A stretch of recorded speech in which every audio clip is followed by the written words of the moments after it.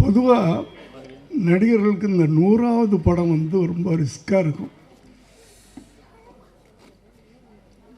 சிலருக்கு அமையாது சரியா. ஆனால்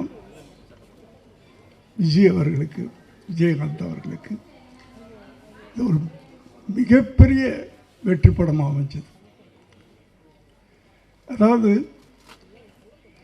ஒவ்வொரு நடிகனுக்கும் ஒரு ஆரம்பம், ஒரு படிக்கட்டாக இருக்கும்.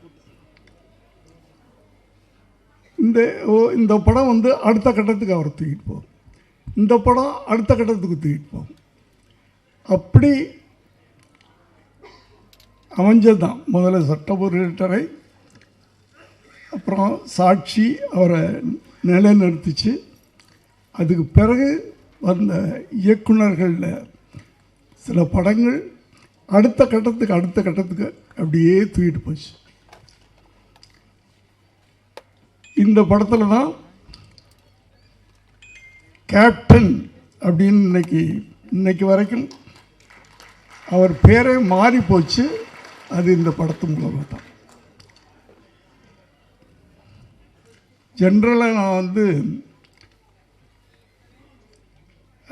விஜயகாந்த் நடித்து மற்றவங்க டைரக்ட் பண்ணுற படத்தை நான் ஒரு முறை தான் பார்ப்பேன் நான். ஆனால் இந்த படத்தை 3 தடவை பார்த்துருக்கேன். அப்படியாப்பட்ட ஒரு மேக்கிங். இதில் வசனங்கள் லியாகத் அலி கான் மேடையில் இருக்காங்களா இல்லையான்னு தெரியல, ரொம்ப நல்லா இருக்கும். ரொம்ப யதார்த்தமாக, அதே நேரத்தில் பவர்ஃபுல்லாக இருக்கும்.